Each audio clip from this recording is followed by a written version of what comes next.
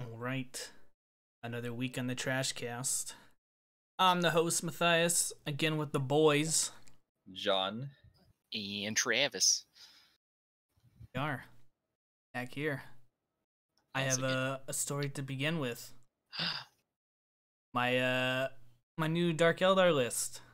You know, I thought I found my final form with it. Oh god, okay.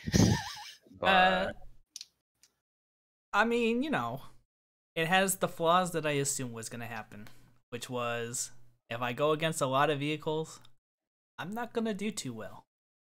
Okay. So I ran basically the same list. Instead of 2 Blackheart Cabals, I went with 2 Custom Covens. Mm. The one with the overload or overcharge on their weapons when they shoot. Mm-hmm. And the one with the new one, which was any poison weapons that hit with a 6 automatically wound. Mm. And I went against Iron Hands. And, you know, first turn, I pretty much decimated his Sikaran tank. That was gone. But as the game went on, you know, he's got a Repulsor, a Storm Talon, a character Dreadnought that he made, another Dreadnought, a shooty Dreadnought. His character Dreadnought was a close combat. So, you know, just being Dark Eldar, just fly around him. Okay. 2 Whirlwinds. I think that's it in terms of... Parking lot list, huh? Yeah, pretty much. It was, I was able to destroy all his little men on the ground that he decided to infiltrate to get the table edges, the objective. And I rolled so many goddamn ones when I overcharged all my weapons. And it was like 10 shots with my Venom. Here we go. And I rolled 4 ones. All right, so Venom is already almost dead. It's got 2 wounds left. And yeah, I now feel the pain of Travis when he used to just overcharge all his guys. Luckily, my models don't die from overcharging, but oh my god, the wounds, they stack up fast. Yeah. Unfortunately, we were playing TTS, so his internet dropped. Oh no. So we lost the game. But it was pretty much dependent on one objective. Basically, me keeping him off his primary objective. Oh. If I had done that for 2 turns, I would have won the game. Otherwise, he would have won the game. That's the state of that game, how that would have gone. But since the game crashed, obviously it's a draw. But I was up by like 20 points. All right. That was my experience. Obviously, I need some fine tuning to the list, or I just need to stop rolling like trash. But that's never gonna happen. What about you, John? Played another game with our favorite manager, well, ex-manager Will. This time he brought more troops instead of more characters. Playing Space Marines. I playing some Necrons, and I will say, my gosh, Lich Guard tanked, I think, 10 intercessors with a rapid fire strat where they double tap. Mm-hmm. He tanked. Well, they died, but it took him that. It took him some eradicators. It took him charging them with blade guard and the captain and the lieutenant before they finally died. So yeah, dude, 5 Lich Guard. He wants something hell, they'll do it. Especially with its stratagem that gives him a 3-up info in the shooting phase. Oof. But That sounds unfortunately, disgusting. after they died, he blew up my Immortals and Praetorians in 1 turn, which kind of just swung the game in his favor. So victory for the Space Marines, no surprise. How could you let this happen? You give us Xenos a bad name. Let's get next time. As soon as the book comes out, it'll all be better. There we go. How about you, Travis? Not too much on the hobby side of things. Just been doing some other stuff. I've been a horrible plebe monster, but I've been listening to so many competitive 40K podcasts to keep track all this stuff. Keep up with the times. It's been great. That's good. Are you out there making money? Sometimes. What a filthy peasant! Come on, man. Where's your bottle? This body isn't going to sell itself. Well, I'd like to get into our first story here. Let's do it. Now, I don't know if you guys watched the Gamescom at all.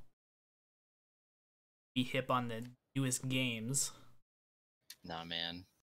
Games are for nerds, bro. Really? If you would say this right in front of my face. But, interesting enough, there was one game that took me by surprise at least, and that was the new Age of Sigmar game. It's coming out. Oh. Now, obviously, we know nothing about it other than it's coming out sometime in 2021. All it shows is Stormcast and Nighthaunt. And from what little information I found, it's going to be an RTS. Fascinating. And it's going to be brought to you by Veterans of Dawn of War. Now, they should have left that out of the announcement. Now, I hope when they say Dawn of War, they're referring to Veterans of Dawn of War 1 and 2. Mm-hmm. And not the third one. Dawn of what the hell kind of game am I trying to be? Dawn of Thunderhammer backflips and Terminator armor? Dawn of War, I'm trying to be a MOBA, but I'm not. Oh, God. That game was a war crime. It's so sad. Yeah, it was really sad. I'm like playing the video over here. I'm not even showing the screen. Come on. I think it's this Age of Sigmar one is by Focus Interactive, which I think is doing the Necromunda game and Battlefleet, or did Battlefleet Gothic. So you're saying there's a possible chance? Yeah. I like based on that information, I think it's gonna be okay. I don't think it's gonna be terrible. I'm very shocked that they didn't go with a AAA developer like Creative Assembly with Total War or something, considering Age of Sigmar is one of their top dogs that hasn't been sold out yet to the streets, like 40K in terms of video games. Well, I mean, Age of Sigmar has been sold out to the mobile. That's true, but everyone kind of just does that, so no surprise there. We're all mobile workers now mobile peasants at this point. True. But yeah, man, I'm surprised that they did not go ham on Age of Sigmar as a video game. To be quite honest with you. I was expecting like Total War 3, screw you old world fans, here's Age of Sigmar kind of thing. Which could still happen, right? But yeah. Since it is gonna be brought to you by some former veterans of Dawn of War, hopefully not Dawn of War 3, I hope they can, bring back that Dawn of War spirit that, the Warhammer RTS games are missing. Because right now, the only one we got is Total War, and who knows when Total War 3 is gonna come out. Okay, I've done some reconnaissance for us here, boys. Okay. So Focus is just the publisher, and they've done some such smash hits as Call of Cthulhu and a couple other Ice Road Truckers, the video game. So I love that game so far. Yeah.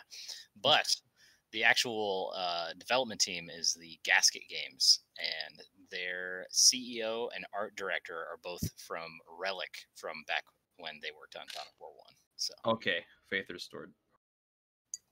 And Company of Heroes. Oh my gosh, that is a fun fact. That is the best World War II game ever. Yeah. So that's good news, actually. Thank you, Travis. So yeah, I'm hoping that this is gonna turn out well. I mean, I'm not a big Age of Sigmar fan, but I would love Warhammer to have a good RTS besides Total War. something easy to jump into. I know it's a decisive topic between Dawn of War 1 and Dawn of War 2, but I lean more into Dawn of War 2. Same here actually. I love the cover system. You're both dirty people. Yeah, So I no Travis, longer Travis is associate. Dawn of War 1. He likes the base building. Hey, that's fair, man. So- Apocalypse mod is a thing. So let's hope they could do this right. Right now, You guys ever play Battle for Middle Earth 2? Oh hell yeah! I have Dude, not. I'm saying is they should just make an Age of Sigmar game like that. Like Sold.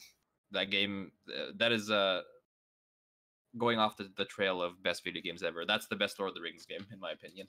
I mean, Shadow of Mordor is cool, but like having an army led by Aragorn fighting like Gimli with his dwarves, which makes no sense, but it's awesome.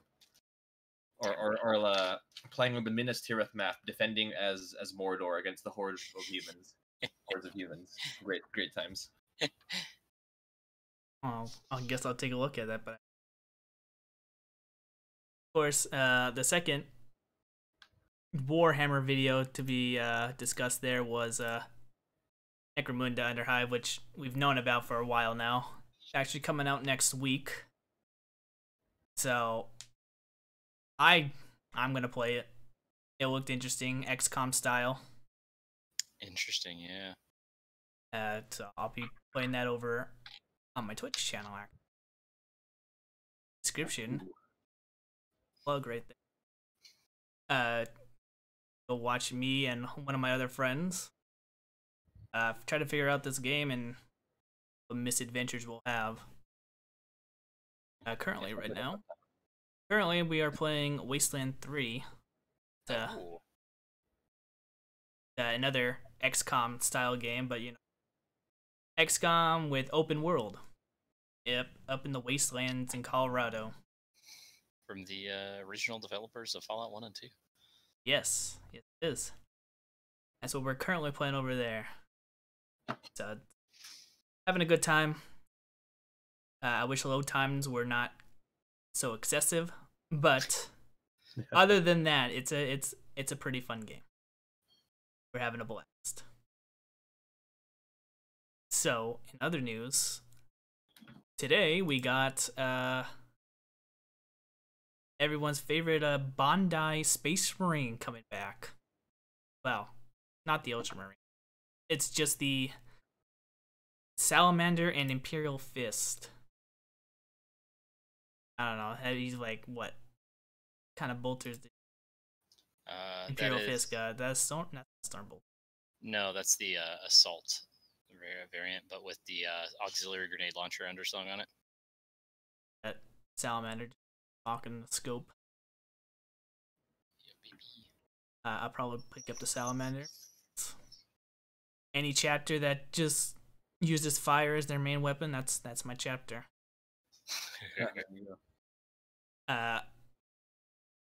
So if you're interested in that, I'd pick it up. They say that it's not gonna be a limited thing. So, well, I mean, it is gonna be limited, but they're not gonna run out, is what they said. Mm-hmm. So, if you want it, just get it in the week time span that they have. Let's see. Order these on Saturday, the 12th of September. Cool. Other than that, I mean, I don't know if you guys are interested in a giant space marine. It's not a Blood Angel, or a Dark Angel, so no. Well, I mean, you can probably paint over Salamander a little. Paint his shoulder pads. Got him. I mean, I'm sure it's cool for people like it. I mean, I'd rather just buy more plastic crack. More plastic crack. Just get more plastic crack, not like not giant plastic crack that you can't use. This crack doesn't fit up my nose. Oh my gosh! You can just put it in the middle of your table, and just say it's a statue. Oh, bro. I probably the least expensive terrain they've ever produced. That's funny because I was talking to Will, and he was considering how good of an idea it would be to get those Horus bookends we talked about as terrain. That'd be the most expensive terrain. In our game group, our 30K narrative is set in the Battle of Terra, and we're like, wait a second, why would there be a statue of Horus in the place he's attacking? That kind of makes no sense. So that idea thankfully died. So no one was spending $100-something on giant metal terrain pieces. Love it. I mean, it's a nice flex. Yeah, bro. Check out all these Horus Heresy books that I'm doing up. Look nice. That's all that matters, right? That is all that matters. All right, that's pretty much all the little news. I know. Onto John's favorite game system, good old 30K. You got this table of contents that you want. Yeah, so they released this table of contents for the latest campaign book in our favorite 7th edition knockoff, Age of Darkness, Horus Heresy. And this book's coming out on I believe Friday for orders, so I'm gonna be staying up until 1 a.m. making sure I get a copy because yeah, I'm trying to collect them all. So what is this, like a limit? Why would you stay up so late? This is the best comment I've heard of Forge World. Is everything Forge World sells is a limited edition. Yep. You never know when a mold will break, and the old black campaign books are no longer being produced in hardback, and they are now softback. So, yeah, thanks Forge World. So that's why I want to get my copy secured as soon as possible. You never know when their book molds break and can't print any more resin books. So sad. But yeah, so stuff that this book has. So it usually has so these are campaign books. So it talks about the campaign. This is based on the Thramas Crusade. So 30K lore nerding over here. So after the start of the heresy, where like the Iron Hands, Raven Guard, Salamanders get kind of their asses kicked. The loyalists are like, oh no, what's going on? So they kind of make a beeline for Terra. Well, the Dark Angels, being one of the biggest legions, Horus decides that they need to be slowed down, so he sends the Night Lords to kind of do that job. And this campaign is essentially the Night Lords trying to slow the Dark Angels down. Spoiler: they kind of fail horribly. And well, actually, that's a lie. No, they get their asses kicked, but they do prevent the Dark Angels from reaching Terra, which leads to the are they traitors memes, which is actually addressed in this campaign, but. So it talks about that, kind of details the battles and all that. So for you lore and map nerds, looks like it has 70 pages worth of that stuff, which is cool. It's a good read. Now the cool lore stuff for you guys who haven't read these 30K Black books is they dedicate like 30 something pages of just lore on these legions. So they just talk about the Dark Angels, and for every other legion you can think of.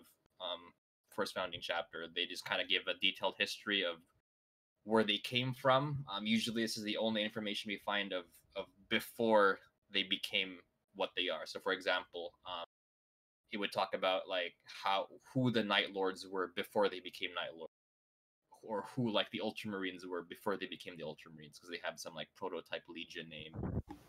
I believe the Blood Angels, for example, used to be used as like the savage barbarian kind of shock force before Sanguinius decides to make them all noble vampires kind of thing.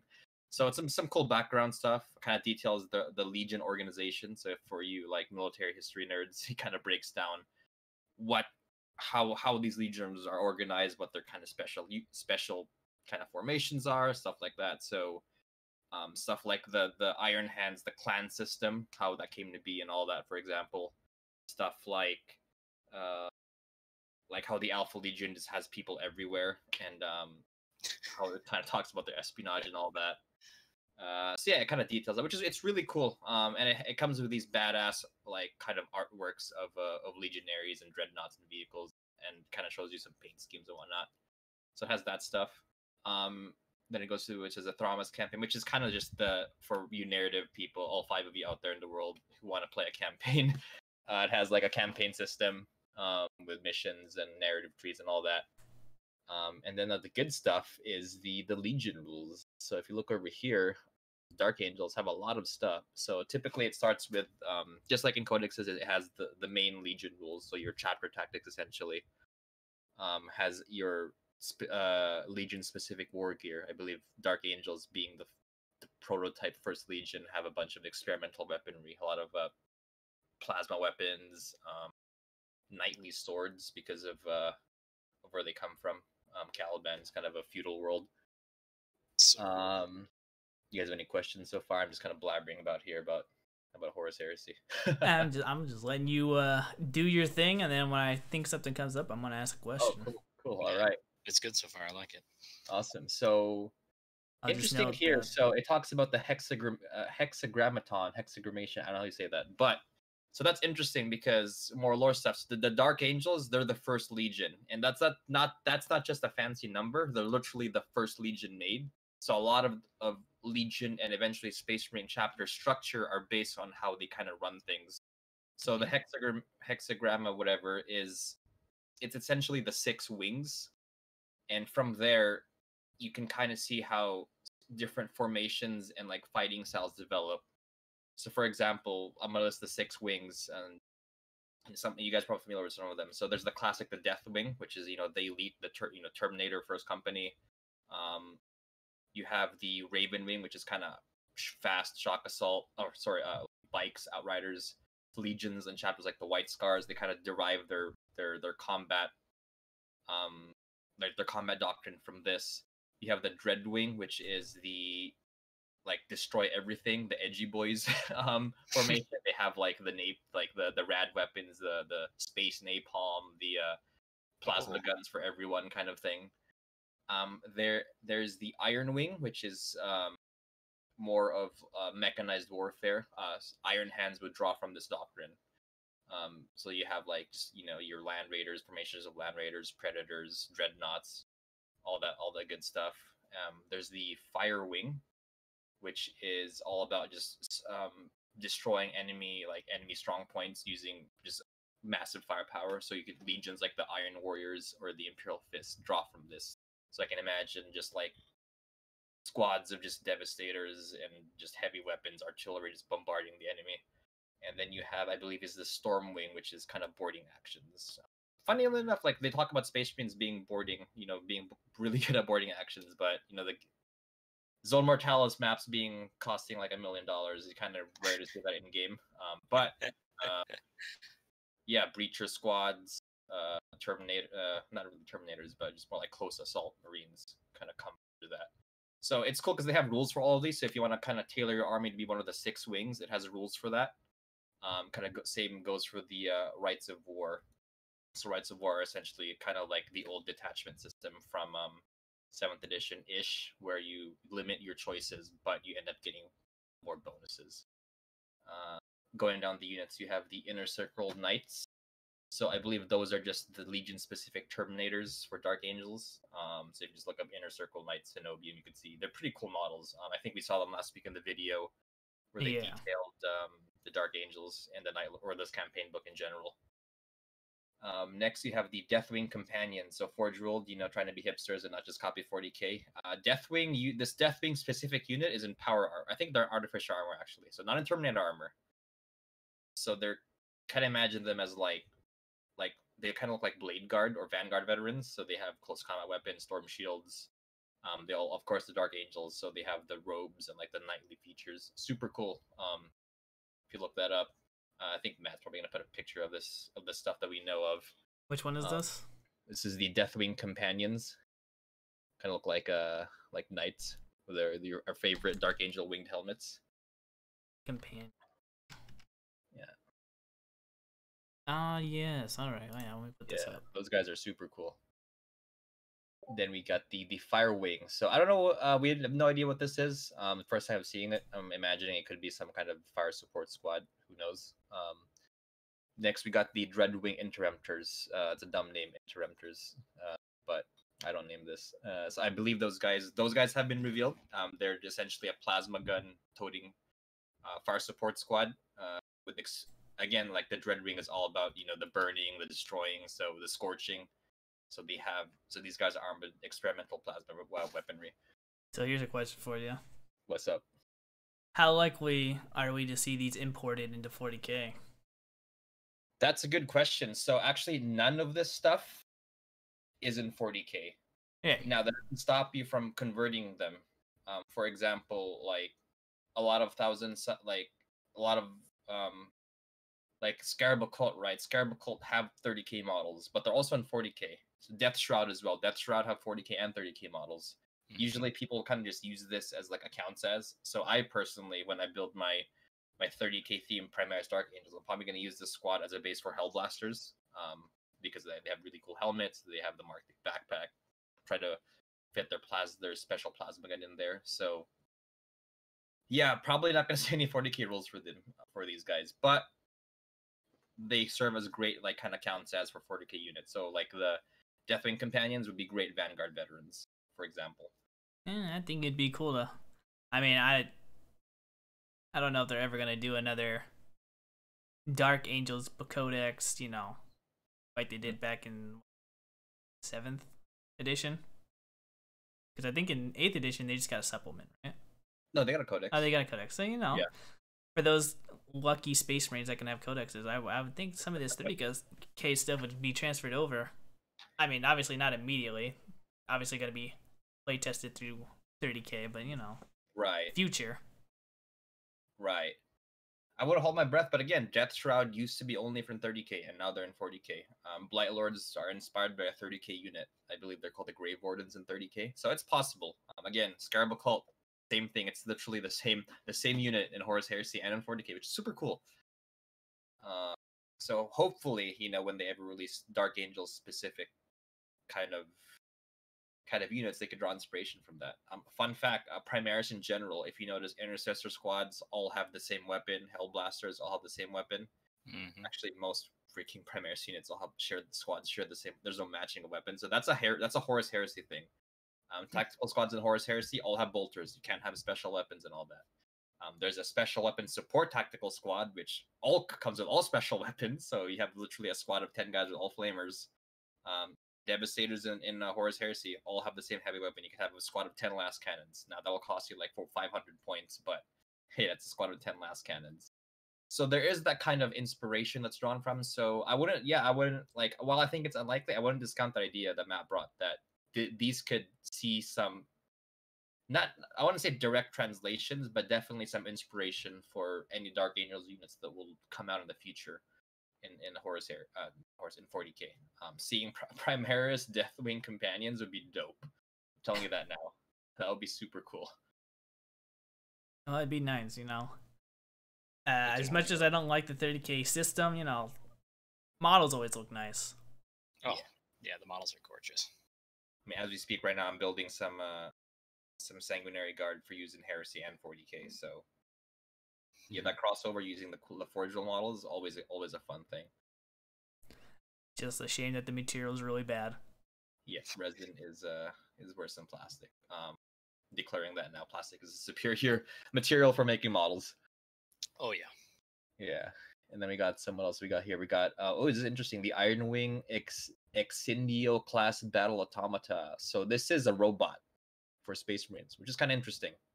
Ooh. We talk about AI here.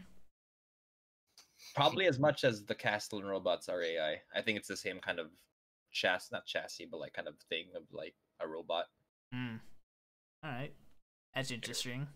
Heresy. Yeah.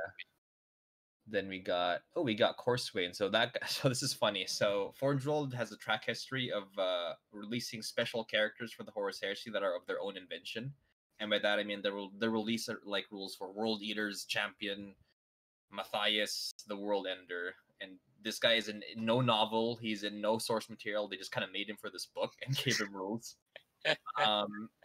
Now, thankfully, they also make rules for our fan favorites. Like Karn has 30k rules, Araman has 30k rules, Lucius does not have 30k rules, and if you're an Emperor Shalom player, you should be pissed and be writing cordial angry emails, which I encourage you to do.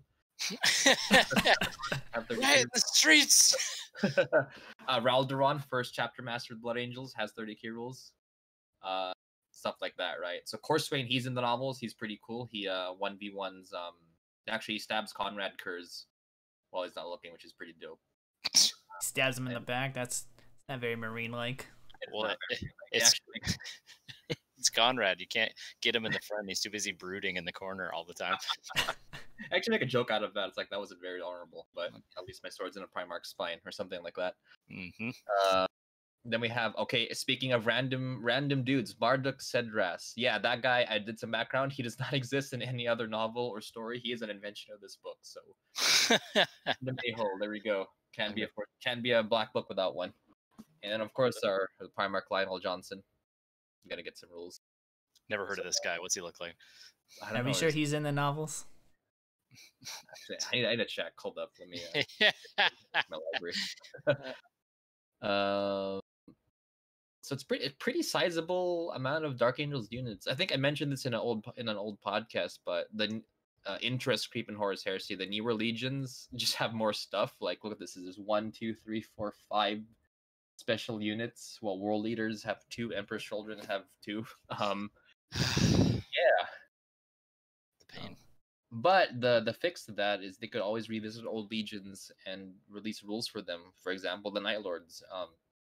You're looking at their in the table of contents here. Terror Squad, that's already a unit. Now they could be updated, which would be cool because right now they're just kind of like a scary tactical veteran squad, which is morale in any Warhammer system isn't the coolest feature, and they have morale debuffs. So it would be cool if they gave them something special. And you got some new Terminators. I believe those were shown in the preview. Yep. That's new. So that's new to this book, which is what I was talking about, making new stuff, right? Night Raptors, that already exists, so it's kind of reprint again. Hopefully they have some new stuff. Would be cool.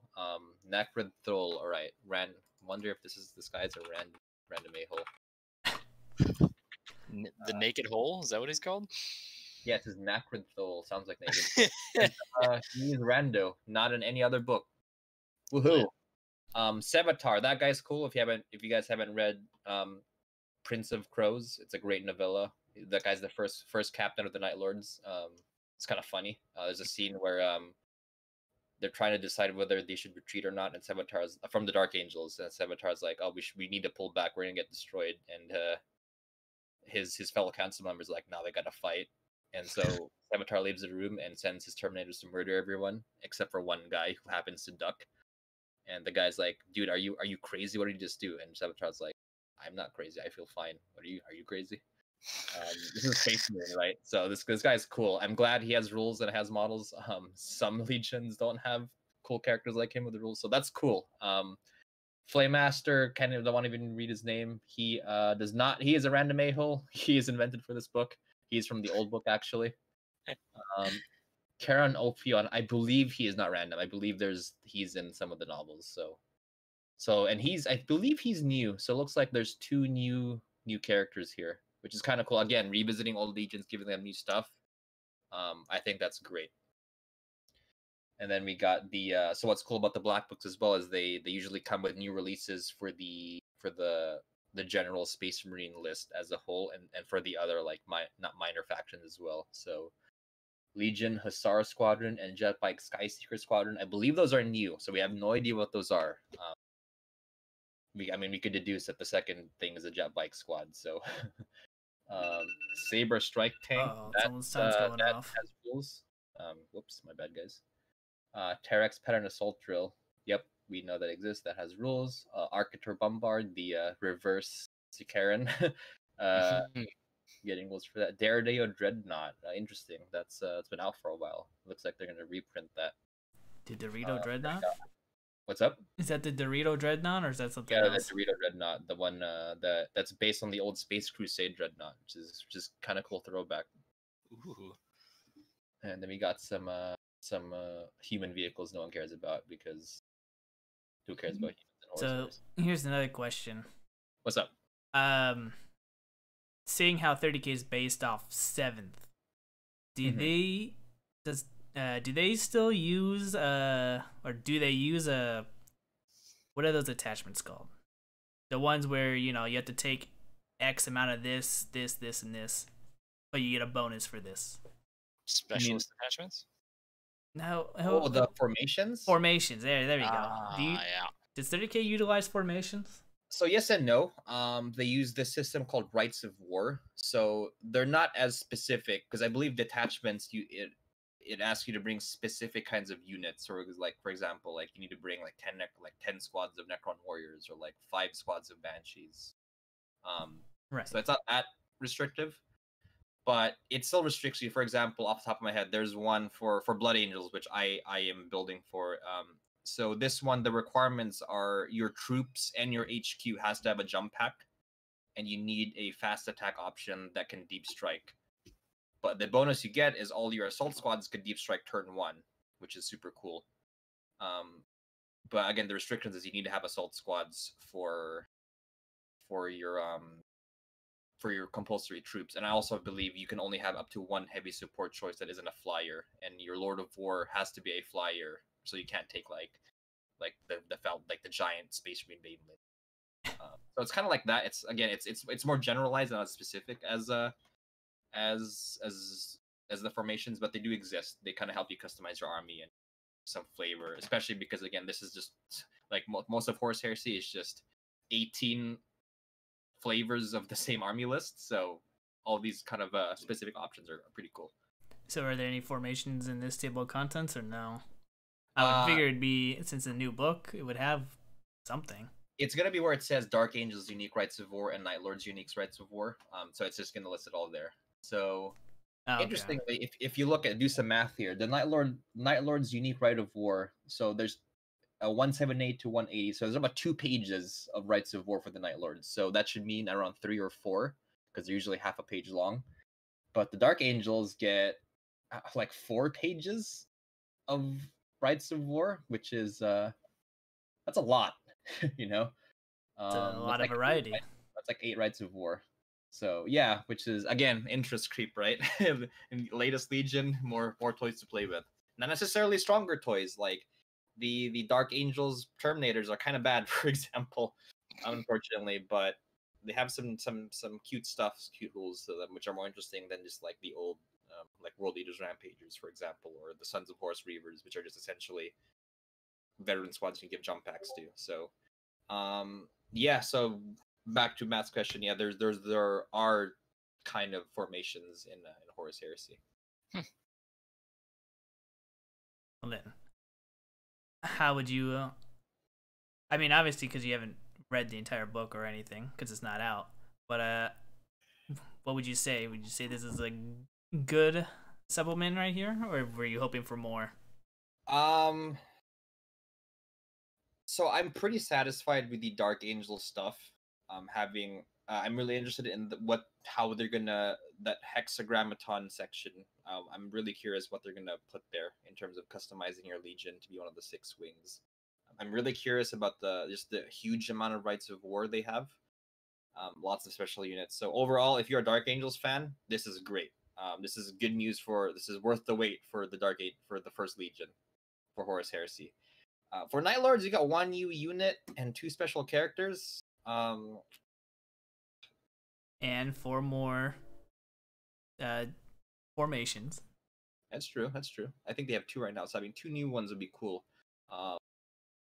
I hope that the reprints of the old squads have some updates, because it just, again, the last time these guys got rules was like 2014, 2015 or something. So it'd be cool to see some updates there.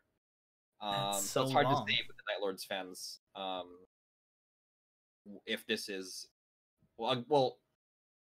It's kind of sad because it feels like I'm kind of settling saying this, like just having more stuff means this is worth it. But who knows if it's quality stuff, right? Hopefully it's quality stuff. But again, if you're a Dark Angels player, this is great. Not only is it a required buy, it's an instant buy for Dark Angels players for sure. And these books are gorgeous. Like if you're willing to shell out the money for them and collect them like I do, like they're great. Lots of lore, lots of pretty artwork, pictures.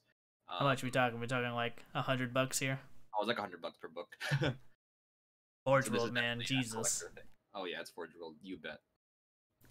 Gotta lay off the price. You know, be consumer friendly here. Now I will say, unlike some of their models, these are worth it.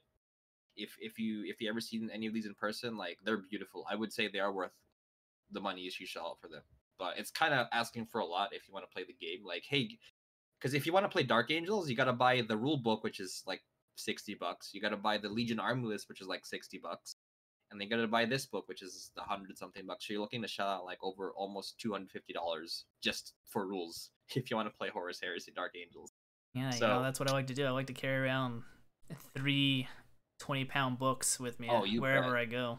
Oh, you bet. That's a real hobby, man. Anything less is for casuals. Like for these 40K casuals, and they're like mini supplements, and they're apps for casuals, man. You gotta write everything by hand. You gotta have your paper army list and your giant books breaking your back. That's the true hobby. Yeah, of course. I mean, you know, nerds always look weak, but I mean, you start benchmarking those books, you're gonna see some gains. Oh man. That's why I'm glad 40K, you know, dropped the book system pretty much. That's why my arms are now like noodles, because I'm not carrying around 5 different books. But that's interesting. It's interesting to see all the 30K stuff. I know Travis and I are not big into 30K, and I haven't really dived into much of the lore. I get all my information from pretty much a YouTube channel called 40K Theories and Major Kill. Mm-hmm. So, you know, they only post like once a week. So, well, yeah, Horus Heresy is the definition, in my opinion, of a specialist game. Like, you need to be a very specific kind of person to want to like just play a game full of Space Marines. To be fair, now if you're a fan of the novels, this is a dream come true. Like, you know, being able to relive those battles in the tabletop setting is dope. But you gotta like Space Marines in the first place. I mean, yeah. There's Mechanicum. Actually, Mechanicum has lots of cool stuff. Custodians are in this game. The humans are very sparse, like the Imperial Army and all that. They barely get jack anything. So it's because they're humans. That's because they're humans. Yeah. Go back to 40K with your guard. They aren't the superhuman gods. There's demons in there as well, right? But yes, there are demons. So if you play demons, guys, you have an army for 40K, Age of Sigmar, and the Horus Heresy. It's just there's no Xenos, huh? No Xenos. I gotta take my Xeno scum somewhere else. Unfortunately, now nothing's stopping you from bringing a 7th edition Codex and playing against a Legion. Is that legal? Oh yeah, it's the same. The rules match. So I mean, I remember when I ran the 40K tournaments at the game store, I did allow someone to use 30K. But I guess the rules are similar enough. Yeah, I mean it's the same edition. Now in terms of balance, this game is not balanced. I joke about this. You'll hear me joke about this a lot on the podcast. This is one of the most unbalanced games like ever. It is only balanced by the community. Like there's lots of like social contracts of like never bring like 9 quad mortars with phosphex because then you're scum, or like, you know, don't bring 3 of these like three sets of Sicaran tanks because then you're scum. You know, kind of thing. Or if your Primarch declares a challenge, you should accept it. Don't be a loser and accept it with your sergeant, so the Primarch wastes his attacks or something. That's just called strategy. Nah, man. If Sanguinius declares a challenge, you accept it as Horus. You don't send your sergeant in while you murder his squad. Yeah, but Horus is a coward, so you know he definitely sends his sergeant in. Like the dumbest thing, like the most scummy thing you can do is just refuse the challenge and then kill a squad and then just power fist him to death from your turn. That sounds like 30K, big old fisting. Oh yeah, there you go. Delicious. Right. So once again, if you're a 30K fan, this is super exciting. If you're a Dark Angels fan, this is not only exciting, it's kind of required. So pre-order this Friday, 1 a.m. 1 a.m. 1 a.m. Pacific time. 1 a.m. Pacific time. Yep. Gotta be specific. Anyone else can figure it out wherever they listen this to. All right. And then last thing we were going to talk about, John had some Star Wars Legion wanted to talk about. Give me a sip of water because I'm going to be yakking some more. You gonna too busy talking too much? Stay hydrated. I love talking about this stuff, so I'm not complaining. I mean, as long as you guys are enjoying what I have to say. Of course. Hey, I just got back. What have we been talking about the last hour? The 4th edition is coming back. 5th edition and 9th edition. I would love for the edition to come back. Free transports for everyone. Stop! No. Oh my gosh. Free drop pods. Skyhammer Orbital Strike Force. Oh, God. No. Now, before we move on, that's something actually kind of funny about 30K is with the formations is that it's very hammy where you you gotta go ham. So for example, you can't take drop pods normally in 30K like you can in 40K. To take drop pods, you have to take a Rite of War quality that's called Orbital Assault. So this Rite of War allows you to replace your rhinos with drop pods. That's the benefit. But the drawback is every squad that can take a drop pod has to take a drop pod, and every squad that can deep strike has to deep strike, which is super thematic. But oh my gosh, like you have like 8 drop pods just drop, which is it's kind of cool actually. That's the thing with 30K. It's very thematic of just like slamming in your 8 like soda cans on the table, doors opening, squads coming out. Well, drop pods were very, very useful back in 7th edition. Unfortunately, with 8th and, I don't know about 9th, seeing how it's still new, but 8th edition, drop pod spam dropped down completely. No one runs them anymore. Oh, yeah. We'll find out what happens in 9th, but I doubt they'll come back. Having one was pretty meta for Space Marine lists, but that was only towards the end of 8th. I never saw one in 8th edition. Like, a bunch of the top table Space Marine armies had a single, the big play. Like at LVO, the big play was Iron Hands, Grav Devastators, and a single drop pod.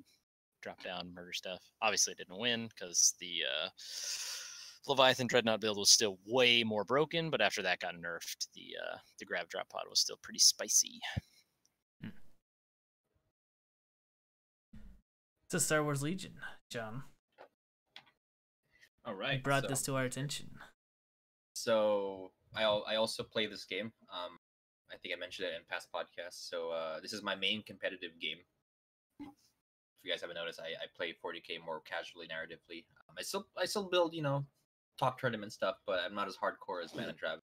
Now this game I am as hardcore as Ban Travis. So this is called Star Wars Legion. It's literally Star Wars Warhammer. So it's miniature game set in the Star Wars universe. It's made by Fantasy Flight Games, so it's an American company. The guys who make X-Wing, Descent, Journeys in the Dark. Literally every like Cthulhu board game is made by them, or like 90% of it. So yeah, this is again a miniatures game set in the Star Wars universe. It's more smaller scale than 40K. Typically, you're looking at like 10 squads or less on average for like a 2,000 point game. Your squads are no more than like 5 or 6 dudes, so it's not like you have like 20-man blobs. I believe the largest squad size you can build is like 7 with droids. So it's definitely in the smaller end of things, but it's very competitive. It was made to be a tournament game, so the rule set is very tight. People, as someone who plays 40K and Games Workshop games in general, having a rule set made by people who know it's going to be a tournament game and kind of encourage that is very refreshing. Yeah. So if you guys have any questions, feel free to jump in. So, is this is this mainly set in the Clone War era? I'm looking at the pictures that you sent me, and I'm seeing mainly Clone War era stuff. So, good question. So there's 4 factions in this game. There's the Empire, the Rebels, the Clones, and the Droids. So it's actually initially the game launched in the original trilogy era, so Empire and Rebels. And actually kind of, for me, faction diversity is big when it comes to my war games. So I kind of just, not dismissed, but kind of just ignored this game for the first year. And then they announced the Clone Wars core set, and, being someone who was born after the original trilogy, Clone Wars is Star Wars to me. So I'm like, let's go. Time to go ham. Hell yeah. So yeah, now it's now they're releasing more Clone Wars stuff. So I believe yeah, I'm on the picture of some Mandalorians here. So that's actually for the Rebels. So that's from the show Star Wars Rebels, which I have not seen. But apparently, there's Rebel Mandalorians in that show. So yeah. Oh, so okay. That's the squad for that. So no Mandalorian faction then? Not yet. After the hit There was a Disney show. mysterious announcement at some one of the cons last year where FFG declared that we're making Mandalorian content, and then just ended that sentence. After the success of the show, like, let's do some stuff. So, all right, yeah. Interesting. You were gonna say something before I interrupted you with the Mandalorians. Me? Yeah, you. I forgot what I was gonna say. I think we're just talking about like the factions, and whatnot. Again, there's 4 factions. So cool things about this game. It's Star Wars. So if you like Star Wars and like Warhammer, again, it's literally Warhammer Star Wars. You got your miniatures, you build, you paint, play awesome games with. It's all plastic, so no resin or metal trash here. Now the older kit. So if you get the first core set, it's PVC soft plastic, while the newer ones are more sprue. So I believe the entire droid army is all sprue, and new stuff coming out is sprue. And I believe one of those Mandalorians that Matt was talking about, those are going to be sprue, while the clones in the original core set are PVC plastic or soft plastic. Now, how painful is it to build these things? Are they That's actually a good question, because when Sprue came out, there was a big discussion in the community, because Fantasy Flight is primarily a board game company, so a lot of their fans are used to board games, not really used to like building minis. And there was an uproar about how like Sprue is way harder to build, and people were getting mad that like they're transitioning into Sprue, while as Warhammer like veterans are like, oh my gosh, please give me my Sprue. So if you're used to building Warhammer models, they're not that difficult, I would say. While if you are new to miniature hobbying, they're kind of harder to build than Games Workshop models, I would say. Especially the droids, very spindly. Yeah, I was gonna say on that. How's the model quality? Because looking at the droids and this one picture. Let me see if I can find it really fast. These I don't know, Spec Ops clone troopers here look a little thin. So thankfully, those guys are sprue. So the jetpacks, those are sprue, and I actually just got them. They were just released last week. So, and they're all hard plastic. They're all sprue. The quality is damn good. Again, it's, say what you want about Warhammer as a game system, but Games Workshop makes probably one of the best miniatures on the planet in terms of plastic kits. And it is not that quality, but I would say it's up there. And you can never go wrong with sprues, in my opinion. Hard plastic. Again, the older stuff like Stormtroopers, Rebel Troopers, they're way lower quality. The Leia model looks pretty terrible, to be honest. I think it was the first set of heroes released. It's usually how it is. Darth Maul and Anakin, damn, the quality, they're sprue, and you can tell the difference when you compare them to the older models. How's the gameplay? Is it the only Star Wars game I played that I had any interest in was X-Wing, because I just like the fact that I only needed like 5 models, and it was a fast game to play. Seeing how this is the Warhammer 40K equivalent, is this? Would you say it's fast, easy, and fun to play, or is it like pretty boring? I would say it's interesting because for the main draw for me to this game is the gameplay. Like I'm a casual Star Wars fan, so I think it's cool having like clone troopers, Jedi, Darth Vader, all that. But like the main thing that drew me to this game was the gameplay. So this game, it's not as fast. I think it's a little bit faster. Well, who knows about 9th edition with the new turn system, but this was way faster than like 7th edition games for sure. But it's still longer than an X-Wing game. I believe the games here could take an hour or 2 hours long, or average tournament games, for example. So about average. Yeah. If you play a lot of competitive 40K. Right. I would agree with that. This game was made after the year 2000, so it uses alternate activations, like literally every other game out there. Games Workshop, please make Warhammer alternate activations. My gosh. Never. Nah, I keep the old. Keep the old. But yeah, this game uses alternate activations. It uses an order system. So if you guys have played Bolt Action, there's like a random order system where you randomly draw an order from a pool to see who activates. And there's what's called a command card system, which lets you choose orders instead of pulling them randomly. So I would take the whole episode explaining how like the rules, but it's very dynamic. Again, it's not the I go you go system where you go with your whole army and then the enemy goes with your whole army. It's very like, okay, I'm gonna activate this squad, they're gonna move, shoot, do their thing. You activate your squad to react, etc., etc. So it's basically random on who would go. Like I'm trying to think of a game system. I mean, bolt action is the best choice that comes to mind. Yeah. So it's you take turns. So like if you were playing Matt, like I would go, then you would go, but which unit I get to activate is random. Yeah. So I gotta die out of a hat or something, right? Yeah, exactly. So that if I pull like, well, a hero has to activate, well, I gotta activate one of my heroes. Now I spoke earlier about command cards, which is kind of like there's a bidding system to see who goes first, and essentially you could have more control, but then you would end up going second. So there's kind of like a lot of risk reward in this game in terms of how you deploy, how you kind of set up your turn, how you activate your units and all that. Like, you know, should I activate this unit before he dies, or should I go over here and kind of grab this objective and camp it out? Blah blah blah. Yeah, I would say that the game is very dynamic. So if you're interested in a war game from a gameplay perspective, it's definitely up there. I think this is one of the most fun rule sets I've played. And again, the rule set was the main draw for me to this game. Not necessarily like the Star Wars thing, even though I am a huge casual Star Wars fan. Now, is there like variety in, let's say, weapons and units? Like, this isn't like 30K where it's Space Marine on Space Marine hot action, is it? No, so you can customize your squads, and the one thing they got right about this game is the armies feel very, very, very different. Like if you look at like Empire, I would say is the most standard faction. It's the easiest to play in my opinion because you have, you know, your stormtroopers they have good armor.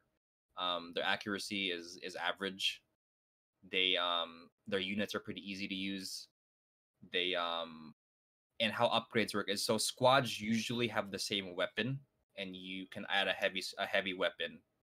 You can usually only add one heavy weapon to the squad. So you can add like a bazooka guy for anti-tank. You could add like, you know, a machine gunner for more anti-infantry, etc., etc. Rebels are more the finesse faction, so they have low armor, but they can do a lot of high damage, and they have a lot of like dodge mechanics where they get cover bonuses, they get dodge tokens. And they generally have like the most powerful heroes, like Luke and Leia is a popular combo in a tournament scene at some point. Tauntauns are OP in this game. I don't know why they decided to do that, but Tauntauns are the Leviathan dreadnoughts of this game. So that's a bold statement. Yes. And if you play Star Wars Legion and you watch this video, you will probably agree with me that Tauntauns are the literal Leviathan dreadnoughts of Star Wars Legion, and a hot topic in the competitive community in terms of balance. Clones are they're kind of like Empire, but they have a lot of rules that kind of promote blobbing up. They're like Empire, but can actually hit stuff. Yes, they do have more accuracy than Empire. They have better shooting stats than Empire, and they have this special rule where they can share tokens. So in Legion, one of the actions you can do is, for example, you could aim, which gives you an aim token, which lets you increase your accuracy. Essentially, instead of moving, you would aim. So when you shoot, you get a bonus. Now, clones can use other clones tokens. They kind of represents their kind of like combined training and how they kind of think alike as literal clones. So it's a lot of synergy in terms of how units function. Again, being clones, they having that clone armor, they have high armor, they have good weaponry, and they have the access to like Jedi as their heroes, right? Droids are the swarm faction, so droids have the largest squads in the game. And these guys, you kind of have to blob up because they have a special rule where if you don't give them an order, they kind of go AI and then just kind of stand there and their activation or their action pool is extremely limited. So they have to shoot before they move. They can't aim, blob, and all that.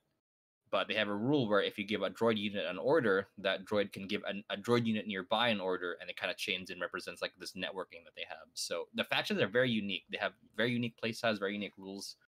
And as a game with just 4 factions, there's a lot of variety in how you play it, and your commanders change how you play your faction. So a droid army led by Darth Maul will play very different from a droid army led by like a generic droid commander, for example, or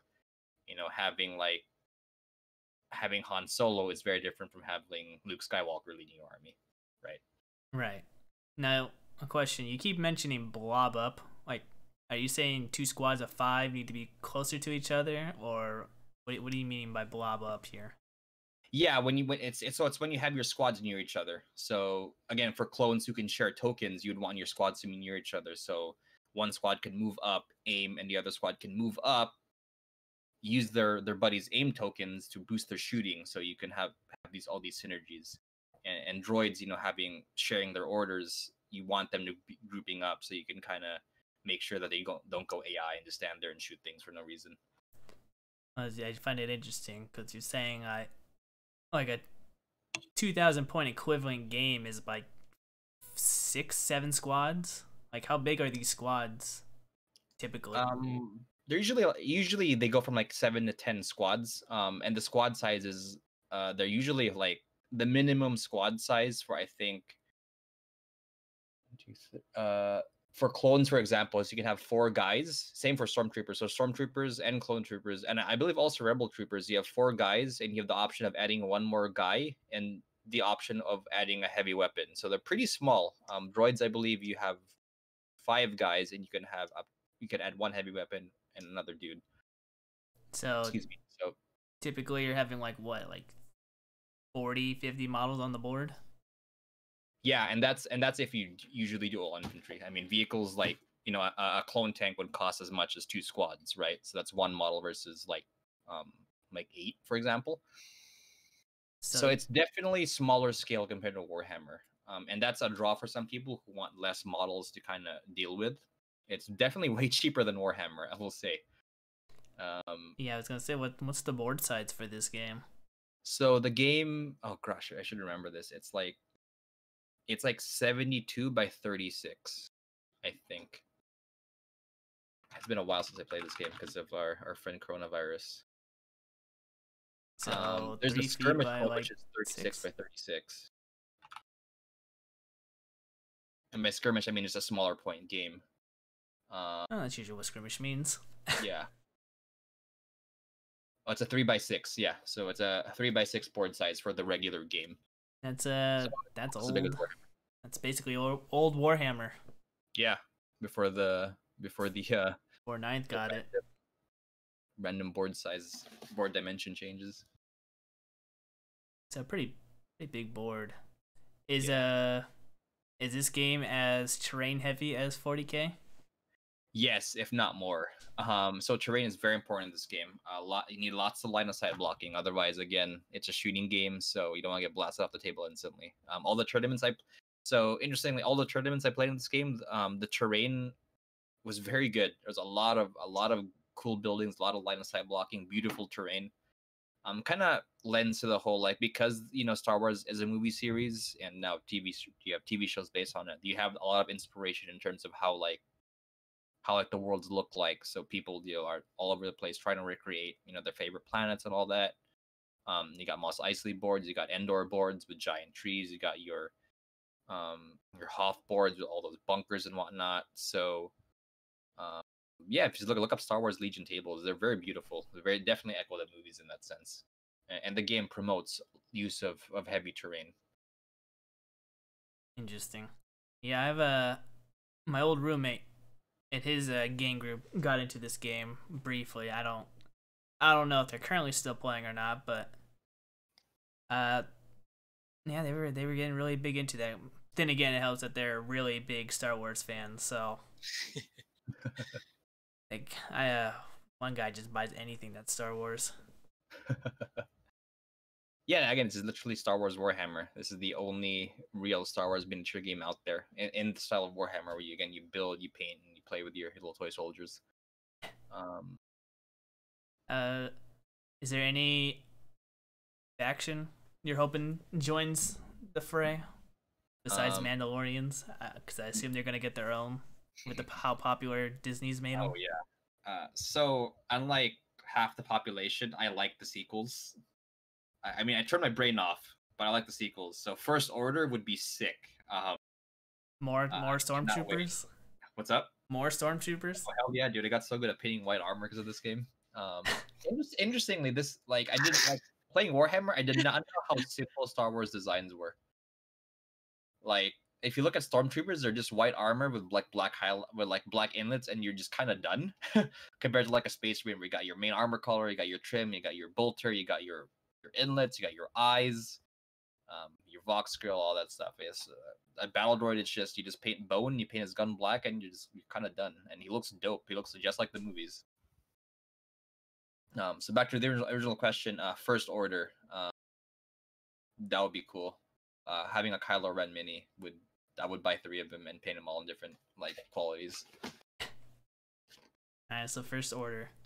First Order and the new Rebels, or whatever they called themselves. Resistance. Resistance, there you go. Again, I like the sequels, but I don't know what's unique about them compared to Rebels. So I don't know what, in terms of units, from like a design perspective, you could like First Order. You have those red guys from the new movie. You have the throne room guys from the second one. But like Resistance, you're just more Rebels. So I don't know. I don't know what they're gonna come up with that one. They'll probably just throw more heroes, you know. That's true. I think that's pretty good. I mean, I'll definitely test it out. Again, I can always just get in contact with my roommate. Yeah. And see what happens. All his stuff. Hey man, that's the thing. When your friends go hard into the hobby, you know they buy all that extra stuff, which means they obviously want someone to play it with them. Oh yeah, I mean, I have a 2,000 point equivalent of each faction. I mean, it's 800 points is the 2,000 point equivalent, and it's way smaller than a Warhammer. Like my Star Wars Legion collection probably costs the same as like, I don't know, like my Raven Guard army, you know, just because it's way cheaper than Warhammer, and you need way less stuff than Warhammer. So that's how you beat Warhammer at their own game. It's their own game, yeah, exactly. And yeah, if listeners if you guys are interested in a Warhammer Star Wars game, this is it, and it's cool. The only drawback is if you pick one of the 2 original factions, the model quality isn't as nice. Now, one thing though that I should mention that's not different from Games Workshop is Fantasy Flight does wave releases for this game. So every time there's a release, every faction gets something. Not like Warhammer, where like, all right, Space Marines get a bunch of stuff. The Necrons get a bunch of stuff. I don't know, Eldar get a bunch of stuff, and you're just sitting there like a Tau player, like, where's my stuff, you know? So I believe, or any faction, right any now, Xenos. Exactly right. So like, for example, right now, they released the ARC Troopers, Droid Commandos, the Imperial Special Forces, and the Mandalorians at the same time. We're like in a 2-week time period, so everyone's getting something. So the fear of your faction being kind of forgotten, it's not there. Everyone gets some love at the same time. That's their policy. That's how they approach the releases. Yeah, well, I think the only problem with GW is, you know, they got too many factions. Yeah, exactly. 4 versus what, I don't know, like over 10 factions now for 40k. Plus you have your other games. Plus all the sub codexes they have to make as well. You know, it's too much. Yeah, I don't blame them. But I think that'll do it for this episode. Thank you for imparting all your knowledge onto us as peasants. Thank you. Because I don't know anything about Star Wars Legion or 30k. I'm just a 40k man. My Legion out. I'm glad. I'll gladly run you guys through a demo. 30k, if you're interested, you could do your research. I don't want to. 30k, I'll just bring my 7th edition codex and we'll play. There we go. Argue about armor facings and blast radius. That's the best. Yep, that's something I do not miss. But I guess we'll see everyone next time. Be able to find us in the description with our socials if you want to talk to us, hang out. You know, you can find us down in the description. But until next time, we'll see ya. All right, later, everyone. Bye.